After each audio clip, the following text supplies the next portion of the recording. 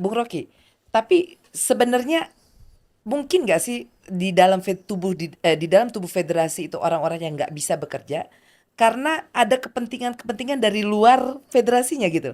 Jadi dari luar sepak bola gitu. Con- Apa kepentingan-kepentingan klub ini? Contohnya? Ya mungkin ada tangan-tangan invisible hand yang sebenarnya lebih berkuasa daripada orang-orang yang ada di dalam Federasi. federasi untuk urusan sepak Wah, bola. pertanyaannya basa-basi. Maksudnya ada nggak sih match fixing? Nah. Kenapa sih pakai internet? Enggak, maksud aku gini. Ada sih pertandingan yang diatur sama orang-orang ISKO, maksudnya Gitu. begitu Ya, kan? enggak, kepentingan sepak bola itu lebih lebih besar daripada kepentingan teknis. Tadi kan kita kalau orang mau serius kan bicaranya teknis dan Pasti mental jadi, ya. Gitu kan. Untuk sepak bola kita ya tidak keluar dari, tapi kan ada banyak ya kita udah sama-sama tahu lah bahwa tidak bisa dibuktikan, tapi ada invisible hand itu yang akhirnya membuat federasi ini juga jadinya tidak bisa berkembang dan prestasi kita juga mentok gitu.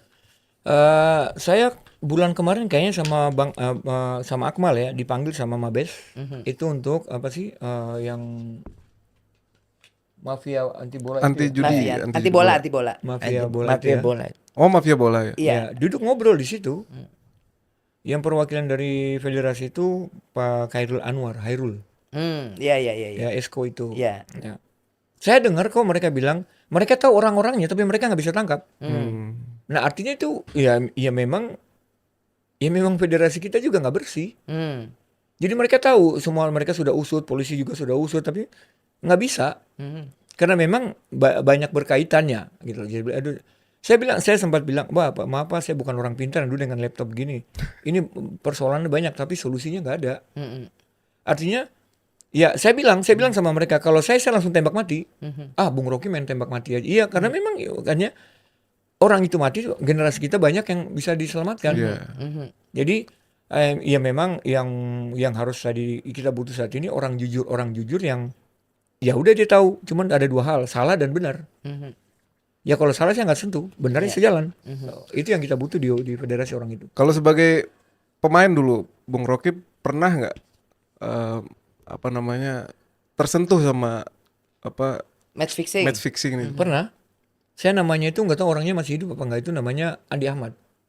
Itu mantan pemain Barito. Ya, Orang itu, Jawa Timur ya? Iya. Nah sekarang itu yang saya tahu dia pegang semua pemain yang datang dari Ambon, pokoknya Indonesia Timur, Maluku, Ambon itu, Tolehu, banyak tuh dia yang nampung di Surabaya. Saya nggak tahu dia masih hidup apa enggak. Dia pernah datang ke saya 2 kali. Dan saya ambil duitnya. Saya cuman waktu itu saya main di Persija Timur, saya cuman bilang sama manajer saya almarhum MZN, Bang saya ambil duitnya. Ini duit karena 2 bulan gaji saya nggak dibayar 100 juta. 2 bulan gaji saya. Jadi selama di PSM mereka nggak bayar. Pertandingan sore ini kalau saya main jelek, kalau saya nggak bikin gol, saya terima semua sanksi. Saya bikin gol.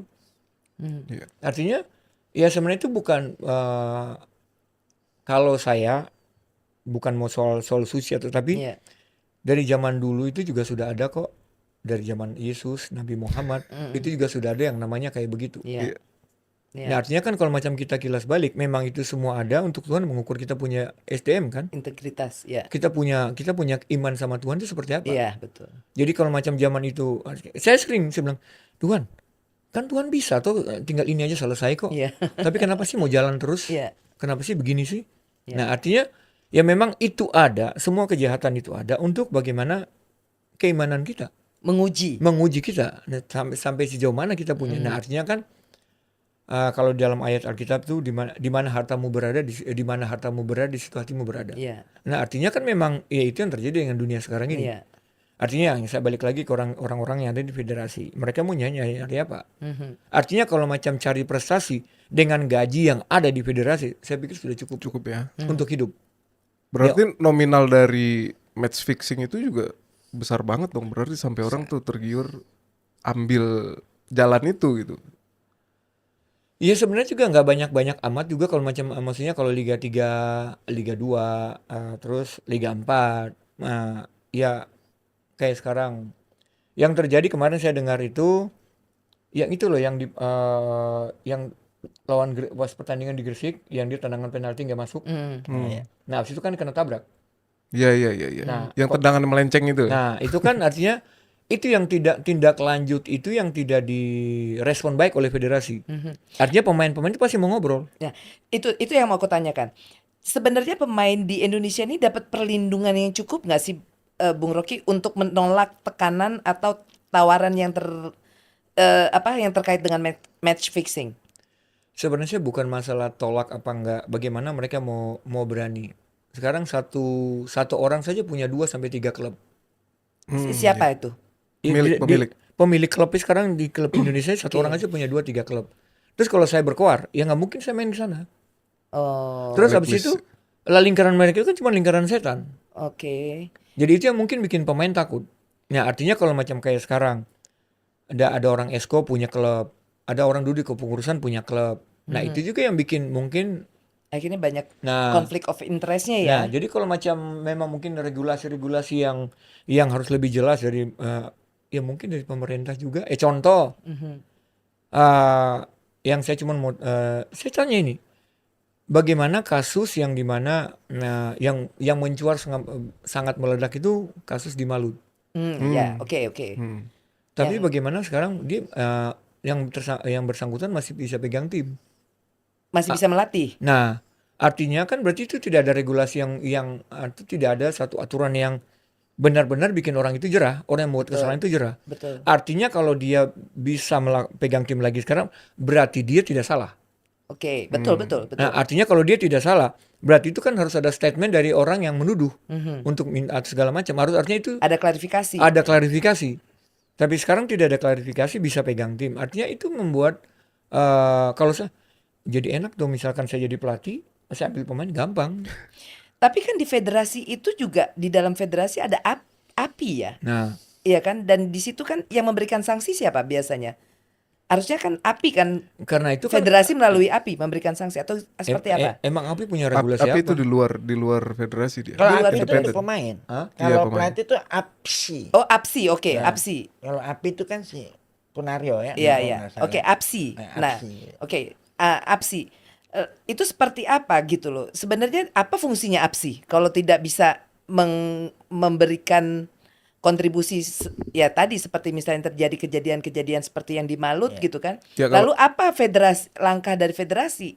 Karena pelatih walaupun itu di liga ya gitu ya, terjadi di liga, tapi kan liga juga berada di bawah naungannya federasi kan gitu loh. Iya Kak, contoh kalau misalkan di kasus advokat kan ada apa asosiasinya juga, Asosiasi mereka bisa advokat, cabut lisensi. Iya, iya, itu kan. seperti itu. Kalau Ada di dewan APSI itu kehormatannya. bisa nggak tuh Om? Misalkan dia udah berkasus terus cabut lisensi dan dia nggak boleh melatih gitu. Hukuman terberatnya Nah, kayak gitu. itu nanti nanya sama ketuanya, Ketua siapa? ketua APSI sama ketua federasi. Pak Erik, kita mempertanyakan, mudah-mudahan bisa dijawab nanti. Oke, nah terus Bung Rocky, sekarang ya, aku pengen tahu, sebenarnya tadi kita bicara match fixing, apakah itu yang membuat akhirnya sepak bola kita ini nggak maju-maju? Salah satunya.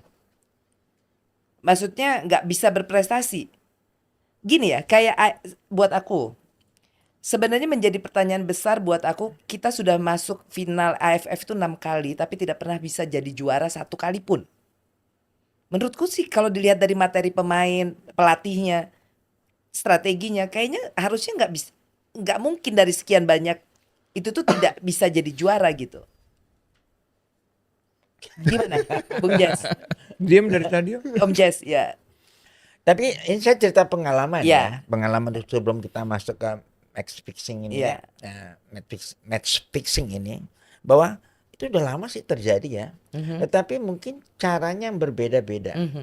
Setahu saya waktu zaman era saya bermain ya, itu yang bermain itu cuma pemain. Iya iya. Yang bisa diatur, Ya, itu maksudnya hanya diajak, pemain gitu loh. yang dilibat, Wasit yang datang. terlibat. Ya, Oke. wasit masih bego lah semua, oke. nggak ada. Itu pemain aja yang bermain gitu. Kenapa saya bisa bicara begitu? Karena saya pernah bongkar kasus itu di tim saya. Oh, oke. Itu heboh sekali di Jatim waktu itu. Oke. Tahun berapa tuh Om? Ya di tim saya tuh saya tahu pemain saya ini ada bermain. Saya bongkar itu karena waktu itu saya dituduh. Nah, saya marah gitu loh. Saya nggak pernah main. Kenapa saya tunggu kamu waktunya? Saya bongkar siapa yang bermain di tim. Nah saya bongkar itu pemain bermain. Tapi sejalan dengan waktu sampai hari ini gila itu saya bilang sekarang. Pemain sudah tidak bermain lagi sudah. perangkat permainan sekarang Sudah malah ya. banyak, udah berkembang seperti itu gitu. Nah, untuk pembuktian itu juga memang cukup sulit karena Iya. saya juga ngalamin itu membuktikan hal-hal seperti itu sulit. Mhm. Tapi dari kasat mata kita bisa lihat gitu loh. Betul. Betul? Yang di sini. Nah, jadi saya dulu kenapa saya bisa berani membongkar? Ada orang bilang bahwa mau tangkap pencuri kita jadi pencuri gitu loh. Saya masuk ke dalamnya gitu loh. Soalnya saya mau terima. Dari situ saya bongkar semua. Mereka tidak bisa ngelak waktu itu. Karena sudah ada bukti. Saya ada bukti karena Iya, saya masuk di iya. dalamnya. Nah, sekarang kan sulit gitu loh. Kita banyak bicara betul, tetapi kita untuk pembuktiannya itu. Nah, sekarang kalau kita masuk di ranah hukum, pembuktian itu penting loh. Betul, Iya. betul, betul. Pembuktian itu penting. Jadi kita tidak bisa hanya bicara gitu loh. Mana buktinya gitu loh. Nah, ini yang agak sulit untuk bicara tentang match fixing tadi. Harus tetap melibatkan perangkat negara lah Iya, istilahnya. iya, iya. Karena kita pernah tahu bahwa pernah dibentuk Satgas Anti mafia, ya. Kemana mereka Ya, itu sekarang? yang gitu. tadi berkumpul di Polda. Makanya ini kemana mereka? Ya, itu? Bung Rocky, menurut Bung Rocky, apakah salah satu match fixing, pengaturan skor, lalu kegiatan-kegiatan yang di luar sepak bola itu tadi, itu yang salah satunya memperlambat peningkatan kualitas liga kita dan bahkan timnas kita? Termasuk tadi masalah AFF yang kita nggak pernah juara, tapi itu diributkan terus oleh netizen. Saya mau kasih contoh apa ya? Karena memang ya sekarang segala sesuatu yang kita kerja, ya kalau ada pasti gimana ya? Asik. Gini, mudahnya aku tanya. Sebenarnya kita itu memang tidak bisa juara AFF atau tidak mau juara AFF? Kalau yang bilang tidak bisa juara omong kosong. Oke. Kita bisa kok. Tapi Karena kita punya talenta banyak, kita punya semua, kita punya apa namanya? Kapasitas untuk itu, hmm, ya.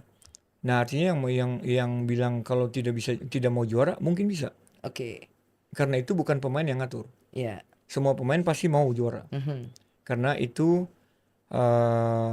Kebanggaan ya. hal terpenting pada saat saya mau jadi seorang pemain bola. Artinya saya mau sekolah avokat, saya mau jadi avokat kok. Betul. Saya mau jadi polisi, saya anak pol karena saya mau jadi jenderal kok. Mhm.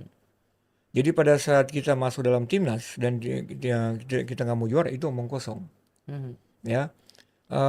Kalau bilang tidak mau juara bisa. Saya pernah ngalamin itu di timnas kita SEA Games di sini Mhm. di Jakarta sini. Oke. Itu kita satu pool lawan Malaysia, Vietnam, Filipina. Mhm. Itu dua tim ini kita bantai Mhm. dengan angka di atas 3 semua. Mhm. Tapi Filipina itu cuma 3-0. Mhm. Kita menang Mhm. dan kita juara grup. Mhm. Artinya di semifinal kita ketemu sama runner up di sana. Final kita lawan Thailand, kita kalah adu penalti. Ada penalti ya. Ya. Di situ hal terheboh yang saya lihat itu masuk di ruang ganti kita dimarahin Mhm. karena kalah. Mhm. Tapi akhirnya gosip beredar ya memang kalah karena ya banyak petinggi-petinggi yang taruhan. Mhm. Artinya ya udah memang mau diapain. Mhm. Yang tadi dibilang bahwa invisible hand ya banyak. Mhm.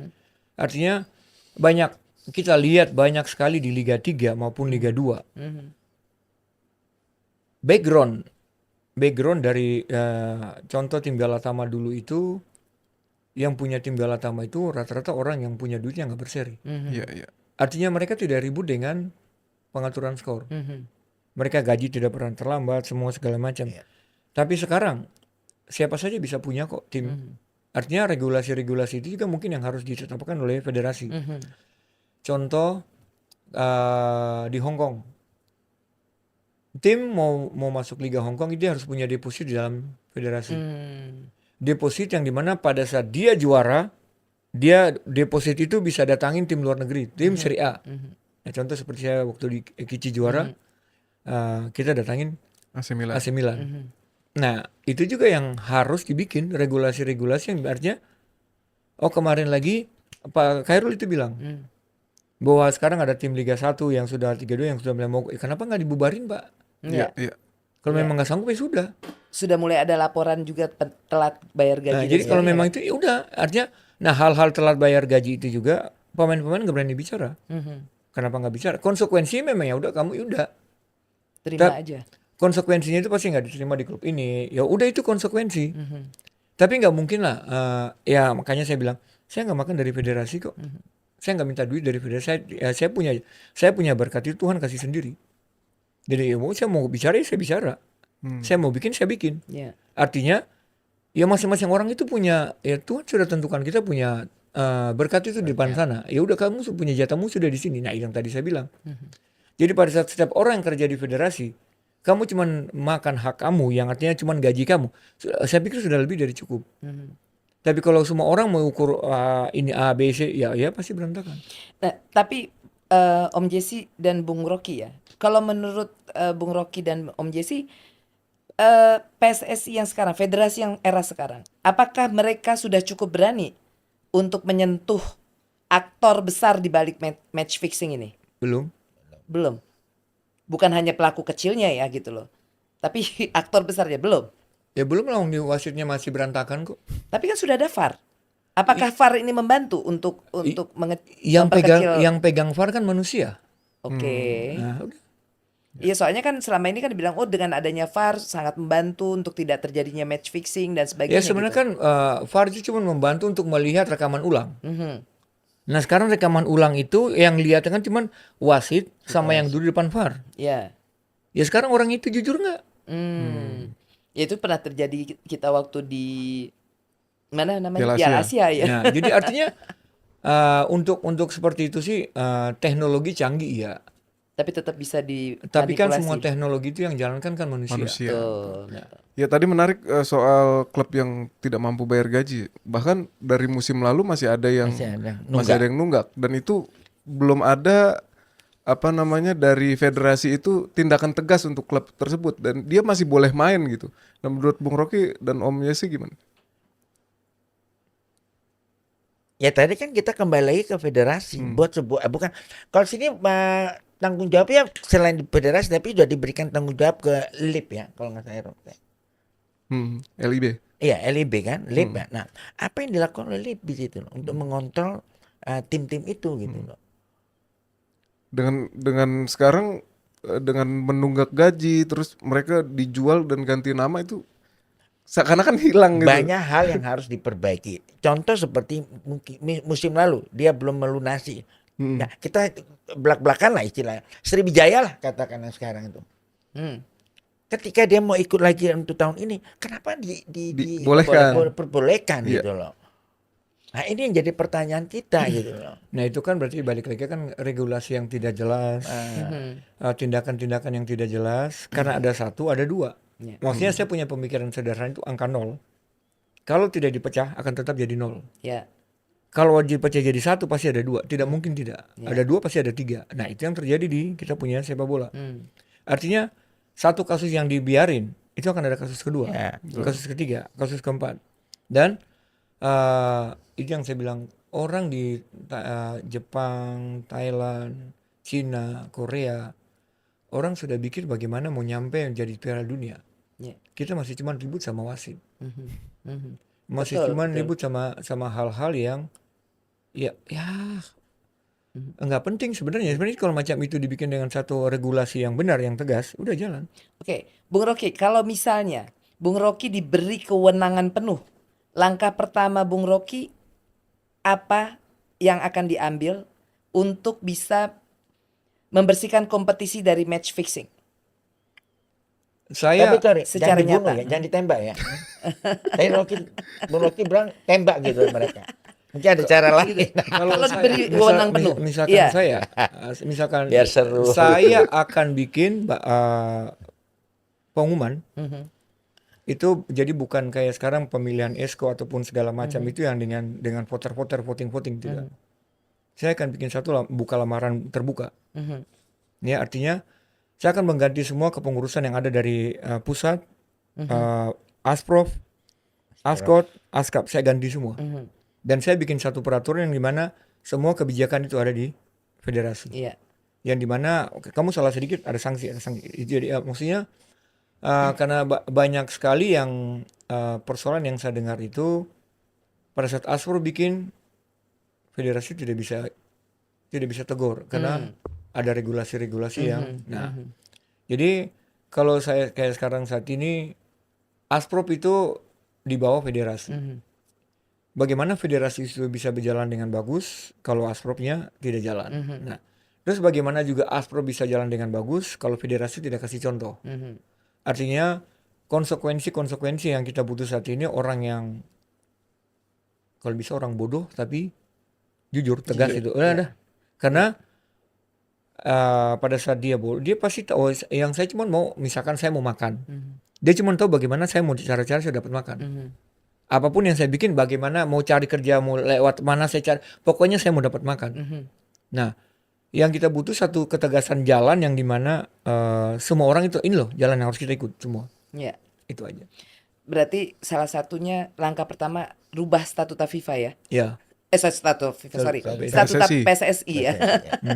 Kalau Bung Jesse, Om Jesse, kira-kira apa yang diambil langkah kalau bisanya diberikan wewenang penuh?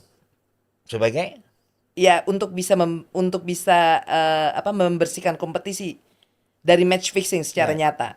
jadi kita bicara berandai-andai. Iya, Berandai-andai. iya, berandai-andai. Semalam kita udah bicara bahwa saya berani Iya. memangkas segala hal yang memang menghambat prestasi sepak bola. Yang saya lihat bahwa di sini adalah yang kurang di kita adalah keberanian itu aja.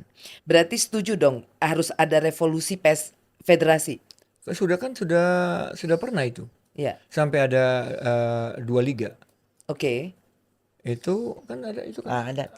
IPL, 2011, 12. IPL sama ya, itu kan sudah pernah. LIPI, ELF apa ya? PSSI. Udah pernah itu. Iya, iya.